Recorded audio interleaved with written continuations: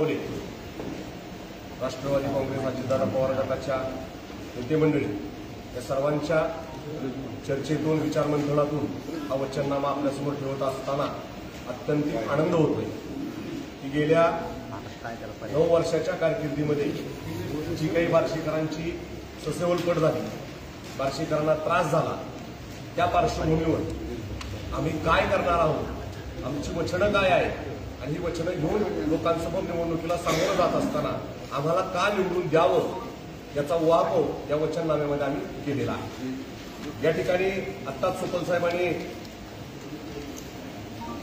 आमच्या पार्टीच्या वतीनं नियमित पुरेशा दाबानं पाणी पुरवठा आणि जेवढे दिवस पाणी तेवढीच पाणीपट्टी ही महत्त्वपूर्ण घोषणा केलेली आहे। त्याचबरोबर शहर विकासाच्या दृष्टीनं नागरी सुविधांच्या बाबतीत जे काही प्रश्न आहेत, ज्या बाबतीत लोकांची अडवणूक झाली आहे, लोकांना त्रास झाला आहे, ते आम्ही कशा पद्धतीने सोडू आणि लोकांनी हे सगळं करत असताना आम्हाला का साथ द्यावी, दहशत दादागिरीचा बिमोड करून बार्शीकरांना वेठीस धरणाऱ्यांचा सत्तेचा त्या ठिकाणी नशा आणि संपत्तीचा माज जिरवणारी ही निवडणूक आहे असं सुपल साहेबांनी सांगितलंय। ते खऱ्या अर्थानं आज त्या ठिकाणी ठिकठिकाणी फिरत असताना जाणवतंय आणि याचाच भाग म्हणून हा वचननामा या ठिकाणी आम्ही आपणासमोर आत्ताच प्रकाशित केलेला आहे। त्या संदर्भातली विस्तृतपणानं माहिती माजी नगराध्यक्ष विश्वासभाऊ बारवणे।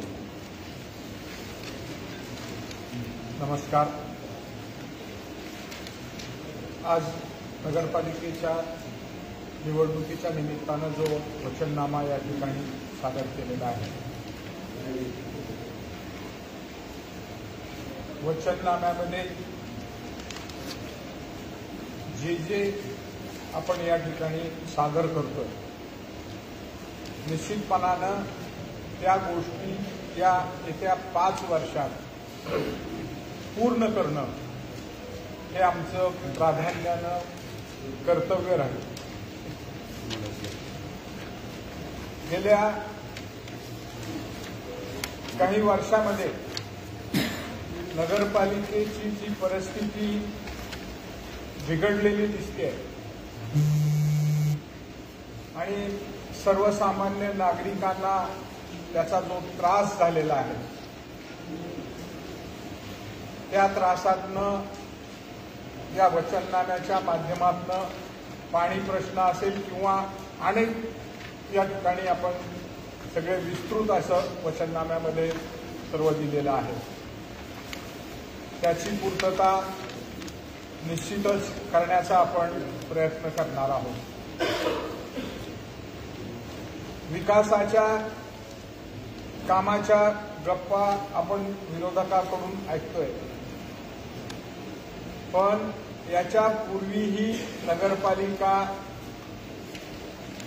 आम्ही सुपल साहेब असतील, मी असेल, नागेश अण्णा असतील, त्या ठिकाणी काम केलंय आणि काम करत असताना लोकांची अडवणूक कधी आम्ही केली नाही। प्रामाणिकपणानं भ्रष्टाचार मुक्त कारभार जो यापूर्वीच्या काळामध्ये झालेला आहे, तीच अपेक्षा आज या शहरातल्या लोकांची आहे आणि निश्चितपणानं ती आम्ही पूर्ण करू असा या ठिकाणी आम्हाला आत्मविश्वास आहे। या वचननाम्यामध्ये बार्शीकरांच्या मनाचं प्रतिबिंब आहे। खऱ्या अर्थानं निवडणुकीचा वचननामा कसा असावा, तर आदर्श हा वचननामा आम्ही नागरिकांसमोर ठेवतो। याच्यामध्ये नागरिक आमच्याशी बोलतायत, आम्ही नागरिकांशी संवाद साधतोय, याचं प्रतीक म्हणजे हा वचननामा आहे। याच्यामध्ये नागरिकांना काही जे मधल्या काळात सत्तेच्या प्रश्न पडले ते प्रश्न देखील सांगा भाऊ, हाच का तुमचा विकास, जाब विचारतोय बार्शीकर, या निमित्तानं पान क्रमांक 2 वर आहे। त्याचबरोबर पान क्रमांक 3 वर काय आहे, तर बार्शी तालुक्याचे पालक नेतृत्व दिलीप सुपल साहेब आणि विश्वास बारवणे यांचा येणाऱ्या 5 वर्षात जो काही ऐतिहासिक निर्णय घेतले जाणार आहेत त्या संदर्भातचा उहापोह आहे। हे शहर गुंडांच्या ताब्यात देऊ नका या संदर्भातलं विश्वासभाऊंचं आवाहन आहे। आणि पान नंबर 3 वर लोकांना जे आवडत नाही ते मी आणि विश्वासभाऊ कदापि करणार नाही, हे साहेबांचं पहिलं वचन आहे। मग त्याच्यामध्ये नगरपालिकेतल्या प्रश्नांबरोबरच बार्शी शहरामध्ये जे कर्णकर्कश डॉल्बी असतात, त्या ठिकाणी विद्युत पुरवठा बंद करून लोकांच्या परीक्षेच्या काळात जी गैरसोय केली जाते मिरवणुकांच्या काळात, याही संदर्भातला उहापोह याच्यामध्ये केलेला आहे. आता प्रश्न असा होईल, विरोधक असं म्हणतील की याचा आणि नगरपालिकेचा काय संबंध. मात्र पालक नेतृत्व म्हणून सोपल साहेबांनी हे कमिटमेंट लोकांना दिलेलं आहे. यापूर्वीही आमदारकीच्या निवडणुकीच्या निमित्तानं ते दिलं होतं. कर्णकर्कश मिरवणुकांमुळे जो काही सामान्य बार्शीकरांना होणारा त्रास आहे तो बंद झाला पाहिजे, त्यांची भूमिका आहे. शासनही तसंच धोरण राबवतं, याचाच परिपाक या वचननाम्यामध्ये आम्ही केलेला आहे. त्याचबरोबर बार्शीकरांना कशा पद्धतीनं विटीस धरलं जातं या संदर्भानं साध्या सोप्या भाषेत सोपल साहेब सर्वांशी पान क्रमांक 4 वर संवाद साधताय. हा वचननाम्याचा भाग झाला. त्यानंतर जे आंतरदेशीय पत्र, आता आंतरदेशीय पत्र ही थोडीशी कालबाह्य झालेली कन्सेप्ट आहे. व्हॉट्सअप, मेल याच्या तुलनेत आंतरदेशीय पत्र, पोस्ट कार्ड ह्या कालबाह्य झालेल्या कन्सेप्ट आहेत. परंतु जुनं ते सोनं म्हणणारे सोपल साहेब आजही आंतरदेशीय पत्र नाही तर आंतरमनाचं पत्र म्हणून लोकांपुढे हे पत्र घेऊन जात आहेत.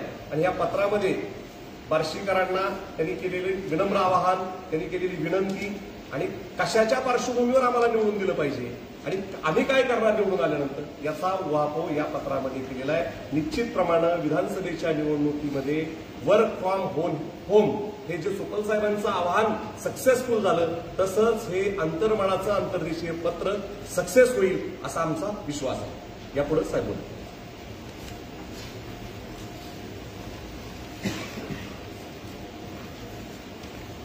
या चित्रावर नगरपालिका निवडणुकीच्या निमित्तानं मी आपणाला आणि आपल्या मार्फत सर्व बार्शीकर मतदार बंधू भगिनींना विनंती करतो की आता जे अंतर्देशीय पत्र आहे हा माझ्या अंतर्मनाचा आवाज आहे आणि तो मी नागरिकांपर्यंत पोहोचवण्याचा प्रयत्न करतो. आणि महाविकास आघाडीचा वचननामा सुद्धा सर्वत्र निश्चितच पोहोचेल. गेली काही दिवस मी सर्व भागामध्ये पदयात्रा करतो आणि त्याच्यातून नागरिक जे बोलतात माझ्याशी, भगिनी असतील, वयस्कर असतील, तरुण मित्र असतील, समवयस्क असतील, या सगळ्यांचं म्हणणं हे सुद्धा माझ्या या अंतर्मनाच्या अंतर्देशीय पत्रात आणि ते आपल्याही मार्फत पोचेल. निवडणुकीला आता 4-5 दिवस राहिले. वेगवेगळ्या ठिकाणी आम्ही कॉर्नर मीटिंग घेऊन आमची महाविकास आघाडीची भूमिकाही मांडली. पण खरं गेली 8-9 वर्ष प्रचंड त्रास हा पाण्याचा आणि अस्वच्छतेचा बाबतीतला. गटारी आहेत पण काढल्या जात नाही, गटारीला स्लोप नाही बांधलेले. काही भागात ठराविक ठिकाणीच रस्ते केलेत, काही ठिकाणी केलेलेच नाही. पूर्वी झालेल्या रस्त्यांची आमच्या काळात झालेली दुरुस्ती नाही. अशा अनेक प्रश्न फिरताना निदर्शनास आले आणि त्यामुळं विरोधकांनी परवा मी गोरगरिबांच्या म्हणजे काय म्हणायचं गोरगरीब समाज त्यांना मी ओपन स्पेस मध्ये सभागृह बांधून अशी एक मुलाखत त्यांची आहे. म्हणून मी पण खोलात जाऊन चौकशी केली, कारण हा मुद्दा ओपन स्पेसचा नुसत्या सभागृह बांधण्यापुरता मर्यादित नाही, तर काही ठिकाणच्या ओपन प्लॉटची खरेदी विक्री सुद्धा यांच्या संमतीनं झाली. काही ठिकाणी तर खरेदी केल्यानंतर तिथं दगडाच्या खुणा रवायला त्या काळातले नगरसेवक होते 2 ठिकाणी, त्यांचे फोटो आहेत. हा मुद्दा मी का मांडला, तर ती ओपन स्पेस ही त्या लेआउट मधल्या नागरिकांच्या मालकीची आहे. तिथं जे नगरपालिकेचं किंवा आमदार कोट्यातून बांधकाम होईल ते सुद्धा त्या भागातल्या नागरिकांच्या वापरासाठी. मी उठायचं आणि कुठेतरी 1 किलोमीटर लांब कुणाची तरी त्या लेआउट मधल्या प्लॉट धारकाच्या ओपन स्पेस मध्ये एक सभागृह बांधायचं आणि ते सांगायचं की हे लिंगायत समाजासाठी बांध. काय संबंध? हे ओपन स्पेस मध्ये सभागृह मराठा समाजासाठी, हे अमक्या समाजासाठी, ते तमक्या समाजासाठी. हे असं करता येत नाही. याच्याबद्दल सुप्रीम कोर्टात सुद्धा निर्णय झालाय, त्याचं सायटेशन आहे. आणि संभाजीनगरमध्ये त्यावेळेचे आमदार मंत्री राजेंद्र दर्डा यांनी अशाच प्रकारे केलेलं बांधकाम सुप्रीम कोर्ट आणि म्हणजे बेकायदेशीर ठरवलं.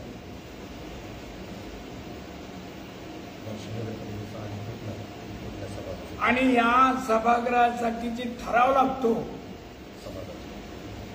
त्या समाजासाठी हे सभागृह असा तो नगरपालिकेचा एक ठराव लागतो. कारण नगरपालिका ती या ओपन स्पेसची कस्टोडियन आहे, त्यांच्या ताब्यात आहे. जोपर्यंत तिथली नागरिकांची सोसायटी होत नाही तोपर्यंत. आता बऱ्याच ठिकाणी जागृत झाले लोक, त्यांनी सोसायटी स्थापन करून ते ओपन स्पेस ताब्यात घेतल्या.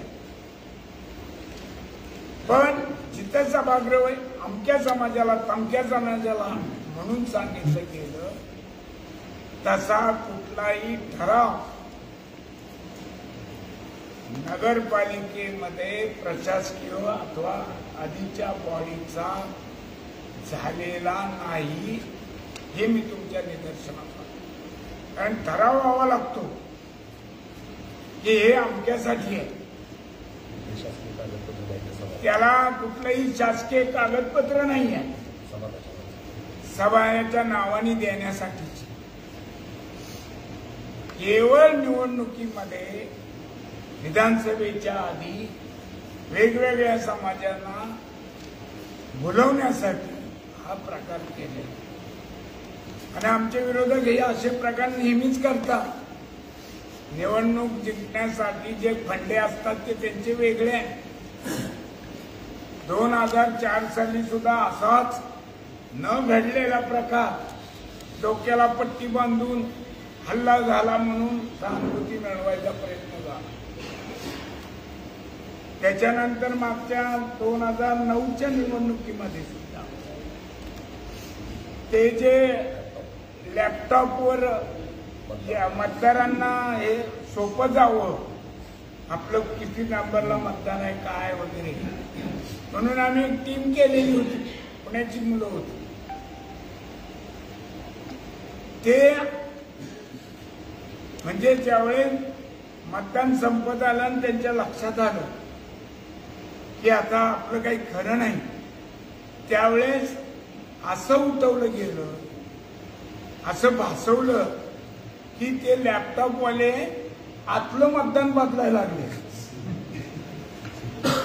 आणि त्यांना मारहाण केली. काही ठिकाणी त्यांचे लॅपटॉप फोडले. सगळ्या पत्रकार मित्रांना माहिती आहे, 2009 साली जे पत्रकारिता करत होते त्या सर्वांना.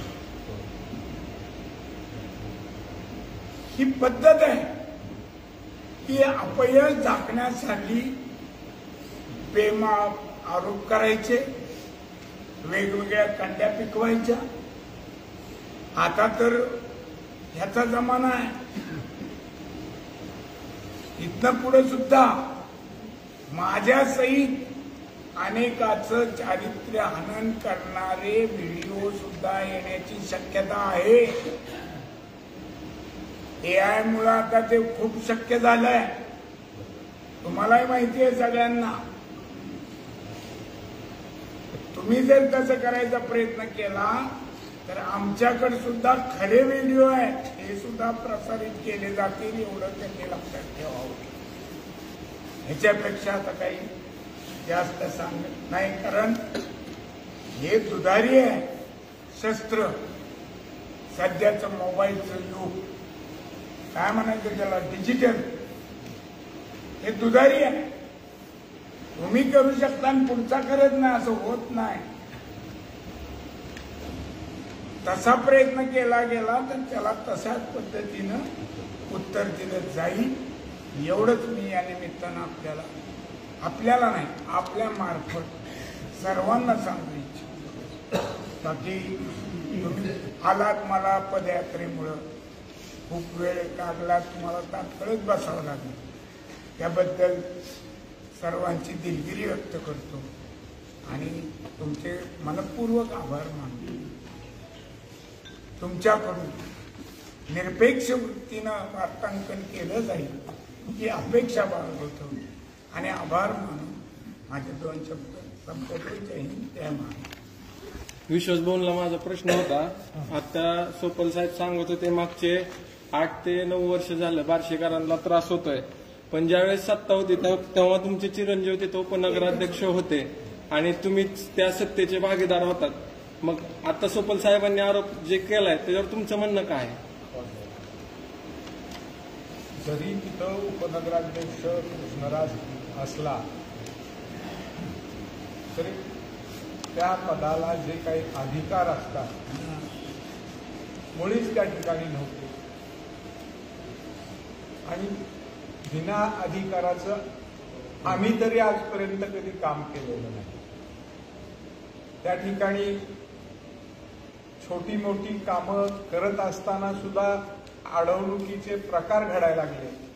त्याच वेळेस सुरुवात झाली की आता आपल्याला इथं काम करायला लोकांची मुभा नाही, म्हणून तर मग या सगळ्या पुढच्या गोष्टी घडल्या. काल तुमच्या प्रभाग क्रमांक 21 मध्ये त्यांची सभा होती. त्या सभेमध्ये त्यांनी सांगितलं की तुम्ही काही त्यांनी लोकांची नावं घेतली की यांच्या मार्फत दबाव आणून आम्हाला काम करून देत नव्हते. आता तुम्ही म्हणताय ते काम करून देत नव्हते. अजिबात नाही. खोटं बोलायला ते पटाईत आहेत. आजपर्यंत तुम्ही बघताय, सगळ्यांनाच माहिती आहे.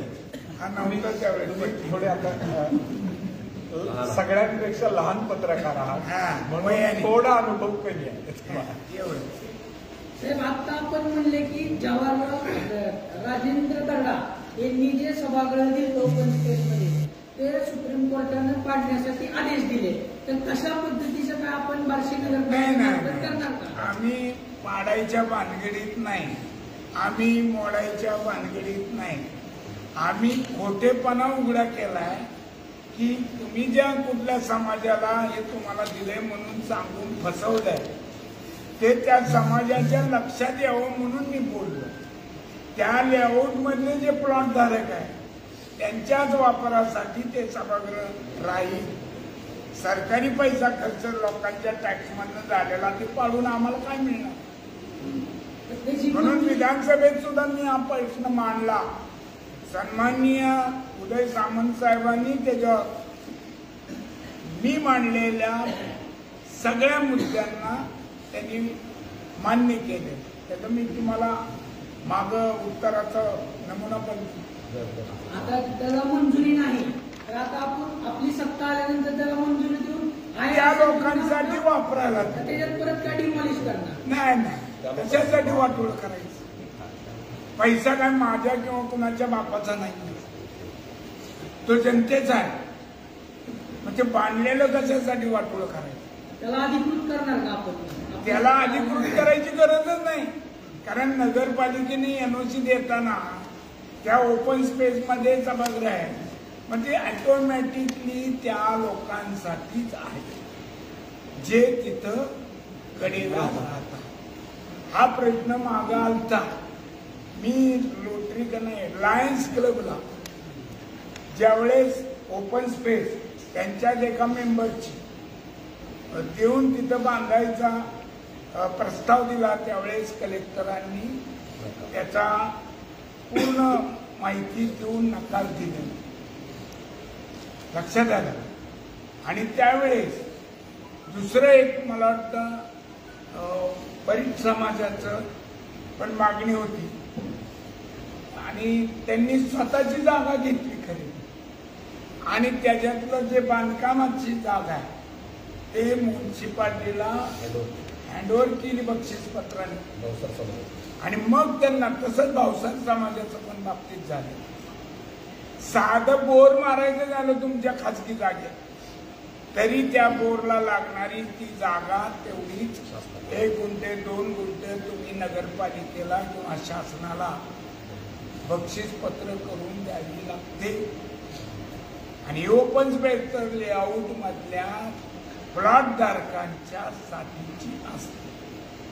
प्रभाग क्रमांक 7B मध्ये तुमचे जे उमेदवार होते निवेदिता आरगडे त्यांनी त्यांचा अर्ज मागे घेतला. याचं नेमकं कारण काय आणि नेमकं काय घडलं? भेट झाली नाही मग सांगतो. म्हणजे त्याच्यानंतर माझी त्यांची भेट नाहीये. त्यांच्याकडनं जी माहिती मिळेल ती घेतल्यावर मग तुम्हाला सांगतो. नागेश अण्णांना माझा प्रश्न आहे, तुम्ही एक सोशल मीडियावर तुमच्या अकाउंटवर एक व्हिडिओ टाकलाय की खोटे मतदार आणि बऱ्याचशा गोष्टी तुम्ही त्यात सांगितल्या. नेमकं त्याचं कारण काय? सुपल साहेबांनी आता सांगितल्याप्रमाणे या ठिकाणी खोटं नाट्य करण्याची ज्यांची प्रवृत्ती आहे ते लोक या कामाला लागलेले आहेत. बार्शी शहरात आता आपल्याला जनमत नाहीये किंवा आपण लोकमतात नाहीये याचा अंदाज लागल्यामुळं मयत मतदारांची आधार कार्ड बनवणं, जे बाहेरगावी आहेत आणि मतदाराला येऊ शकत नाही अशा लोकांची कार्ड मिळवून त्यांच्या नावे बोगस मतदान करणं, असे प्रकार त्या ठिकाणी करणार असल्याची खात्रीला एक माहिती होती आणि तो व्हिडिओ टाकल्यामुळं बऱ्यापैकी त्याच्यावर अटकाव बसलेला आहे. आणि आमची बूथ यंत्रणा याच्यावर काम करते. आमचे बूथ एजंटनी काय केलं पाहिजे आणि काय केलं नाही पाहिजे याची बैठक सुपल साहेबांनी विश्वासभवनी घेतली आहे. त्या संदर्भानं आम्ही रोखठोक भूमिका त्या बूथमध्ये घेऊन असा जर प्रकार निदर्शनास आला की त्याच्यावर गुन्हा दाखल होईल आणि जो बोगस मतदार आहे त्याचं करिअर म्हणजे त्याचं शिक्षण, नोकरी ह्या सगळ्या गोष्टीला अडथळे निर्माण होतो. त्यामुळे बोगस मतदारांना माझं आव्हान आहे की त्यांनी कोणाच्याही नावावर बोगस मतदार कोणाच्या तरी वैयक्तिक स्वार्थासाठी करू नये, हे आम्ही आव्हानाद्वारे सांगितलेलं आहे. साहेब, उजनी ते बार्शी नवीन पाईपलाईन सुरू आहे, तर आपल्या एका नगरसेवकानं असं म्हणले की बाबा नवीनलाच जुनी जोडली, तर ह्या संदर्भात आपण काय सांगा? नाही, मी काही बोलण्यापेक्षा माझी तुम्हाला विनंती आहे जाऊन बघा की कोणीतरी एकदा ती जाऊन बघा खरं आहे खोटं आहे, म्हणजे तुमच्याही लक्षात येईल. कारण असे पण माझ्यावर आरोप झाले की मी पूर्वी आमदार असताना जी पाईपलाईन झाली तिचा आम्ही नारळ फोडताना अजून फोटो आहेत माझ्याकडे. मी आहे, रामचंद्र भाऊ सोमानी आहेत, कैलासवाची बारगुले अण्णा आहे, कैलासवाची तुकाराम बापू शिंदे आहेत. आम्ही 5-7 जण मिळून ती जे काम घेतलं होतं ते इंडियन ह्यूम पाईप म्हणजे देशातली मोठी कंपनी ह्या क्षेत्रातली, त्यांच्याकडे काम होतं. बार्शीतला ठेकेदार नव्हता, आम्ही नेमलेला नव्हता कुणीच. तर असा आरोप आहे परवापर्यंत पाणी पुरवठा खंडितसाठी त्यांचा माझ्यावर, ती स्वप्नानं पाईपलाईन उलटी टाकली. मग इतके दिवस पाणी कुठनं आबाळात नाही येत होतं का पावसाच्या पाण्यावर बार्शीगत पाणी येत होतं. त्याच्यामुळं ती अजून सुद्धा तुम्ही जाऊन बघा, ती उलटी आहे का सुलटी आहे. आणि उलटी असली असती तर पाणी आलं नसतं. बार्शीतल्या गटारी मात्र उलट्या आहे. रस्त्याचं पाणी घरात येतं असं बऱ्याच ठिकाणी. काल मला स्लोपच नाही, काही ठिकाणी तर रस्त्यापेक्षा गटारी उंच आहे.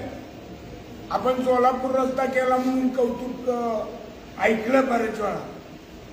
रस्ता कुठे आणि घरं कुठं गेली. उडी मारली तर पत्र्यावरच जाते माणूस.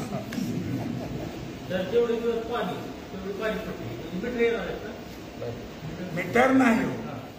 मीटर कोण ठेवतं? मीटरचा प्रयोग यशस्वी झालेला नाही. साधारण आपल्याला कळतं किती लिटर किती जळलं काय. त्याप्रमाणे एक अंदाज धरून पाणीपट्टी, कमी पाणी आलं तर त्यांच्यावर बोजा पडून, ज्यादा आलं तर रेग्युलर द्यावं. परिवर्तन झालं तुमची सत्र आहे, तुम्ही किती दिवसात नियमित पाणी पुरवठा करू शकाल? आता ते हातात घेतल्यावरच कळेल की त्याचं काय अवस्था करून ठेवली आहे, काय गोळ केले, कुठं नेमकं दुखणं आहे. कसं आहे, एखाद्या डॉक्टरांकडनं बिघडलेली तब्येत असलेला पेशंट आणल्यावर त्याची हिस्ट्री तर बघावं लागेल आणि मग याच्यावर काय उपचार करता येईल. वेळ लागणार आहे. उगाच मोकार आश्वासन देऊन उपयोग नाही. ज्यांनी 9 वर्ष पाणी नाही दिलं ते म्हणतात आम्ही रेग्युलर पाणी पुरवठा करू. मग 9 वर्ष का झोपले होते, का नाही केला? मी सुद्धा पाण्याच्या बाबतीत माझ्यावर आरोप झाला तुम्ही मिटिंग घेतली नाही. कोण म्हणतं? मी तुम्हाला मिटिंग सांगून घ्यायची. मी ते वन कांडे, सीओ आपले बाळासाहेब चव्हाण, त्यांचे अधिकारी माझ्या इथं ऑफिसमध्ये 4-5 वेळा मिटिंग घेऊन मी झापडलंय त्यांना. आणि जिथून जिथून मला फोन आले त्यावेळेस मी त्या वन कांडेला सांगितलं की तिथं जाऊन बघ, तुम्ही बघा, सॉरी बघ नाही बघा. आता या निवडणुकीच्या निमित्तानं तुम्ही अंतर्मनाचं पत्र आणि वचननामा जाहीर केला. ह्याच्यात बार्शीकरांच्या मूलभूत गरजा याला प्रामुख्यानं तुम्ही प्राधान्य दिलं. हे प्राधान्य देत असताना आज आम्ही ग्राउंड लेवलला फिरताना बार्शीची शहराची पूर्वीची जी अर्थव्यवस्था होती, बाजारपेठेचं आणि व्यापारपेठेचं जे नाव होतं, आज ती अर्थव्यवस्था मोडकळीस आलेली पाहायला मिळते. एक छोटंसं उदाहरण सांगतो. भगवंत ग्राउंडवर पूर्वी जवळपास 80 ते 85 रोज हातावर पोट करणारे कुटुंब सहित राबणारे गाडे होते. यांनी पूर्वीच्या सत्ताधाऱ्यांनी त्याचे गाड्यात रूपांतर केले स्टेडियमच्या बाजूला. त्या गाड्याला त्यांचा रिस्पॉन्स मिळाला नाही. त्याच्यातल्या फक्त 15 ते 20 जुन्या व्यावसायिकांनी गाळे घेतले आणि त्याच्यातले ज्यांनी गाळे घेतले नाहीत ते 50च्या आसपास कुटुंब आज बार्शी सोडून गेलेले, हातावर पोट असणार. आणि त्याचबरोबर बार्शी शहरातल्या व्यावसायिकांमध्ये एक असुरक्षिततेची भावना आहे. तर ही जी बार्शीची आर्थिक बळकट अर्थव्यवस्था करण्यासाठी आज तुम्ही लोकप्रतिनिधी आहेत, विश्वासभाऊ आहेत, तुमचा अजेंडा काय राहणार आहे की पुन्हा बार्शीचं वैभव अर्थव्यवस्था वाढण्यासाठी आणि बार्शीची आर्थिक व्यवस्था वाढण्यासाठी तुमचा अजेंडा काय असणार याबाबत? अजेंडा म्हणजे आम्ही दहशतीचं वातावरण राहण्याजोगं आमची वागणूक असणार नाही आणि दहशत करणाऱ्याला तोंड देण्यासाठी आम्ही सर्वात पुढे उभं राहू. व्यापार करणाऱ्याला खुलं वातावरण लागतं, सुरक्षितता लागते. बाहेरच्या जर काही कंपन्या इथं यायच्या म्हटलं तर तिथला जो कामगार वर्ग आहे त्याचं सहकार्य व्यवस्थित मिळावं लागतं. या शहरामध्ये एक उदाहरणच सांगतो. बाहेरच्या एका उद्योजकांनी या ठिकाणी उद्योग उघडण्यासाठी जागा घेतली होती. त्यांच्या मोजणीपासूनच जर त्याला त्रास व्हायला लागला, ते जागा विकून नको म्हणले बार्शीला. हे जे वातावरण आहे बार्शीतलं आणि तालुक्यातलं दहशतीचं, ब्लॅकमेलिंगचं, खऱ्या अर्थानं या प्रवृत्तीला विरोध म्हणून आम्ही सगळे एक दिलानी या निवडणुकीला सामोरं जातोय. ही प्रवृत्ती नष्ट झाली पाहिजे, तर त्या व्यापार उद्योगाला चालना मिळणार आहे. जे काही छोटे छोटे व्यापारी जे आहेत, हातगाडेवाले असतील, हे असतील, त्यांच्यापर्यंत या वातावरणाचा त्यांच्या व्यवसायावर परिणाम होतोय. त्याच्यासाठी हे सगळं एकदा व्यवस्थितपणानं खुल्या वातावरणात या बार्शीकर जनता व्यापारी वागली पाहिजे. त्याच्यासाठी ही निवडणूक बार्शीच्या आणि तालुक्याच्या दृष्टीनं अत्यंत महत्वाची आहे. तुम्ही वचननाम्यात म्हणलंय भाऊंचं शहर गुंडाच्या ताब्यात घेऊ नका. मागच्या आठवड्यापूर्वी महाराष्ट्राचे राष्ट्रवादी काँग्रेस पक्षाचे माजी प्रदेशाध्यक्ष जयंत पाटील साहेब यांनी सुद्धा असंच आवाहन केलं की शहर गुंडाच्या ताब्यात घेऊ नका. याचा नेमका अर्थ काय समजायचा? गुंडाच्या ताब्यात म्हणजे जी काही आता गुंडगिरी दिसते सगळ्या बार्शीला माहित आहे. आता उदाहरणच देतो, गाड्या पेटवल्या जातात विरोध करणार, ही गुंडगिरी नाही तर काय? अनेक व्यापाऱ्यांना धमक्या देऊ निवडणुकीत आता उभं केलंय, ही गुंडगिरी नाही तर काय? नको म्हणणार. विनंती करून इच्छा असेल तर निवडणुकीत लोक सहभागी होत असतात. हे वातावरण बार्शीकरांना परवडणारं नाही. ही 1-2 उदाहरणं दिली, अशी अनेक उदाहरणं आहेत. नाही, अजिबात नाही. बोला बोला. काय म्हणतात मोठ्याने बोल.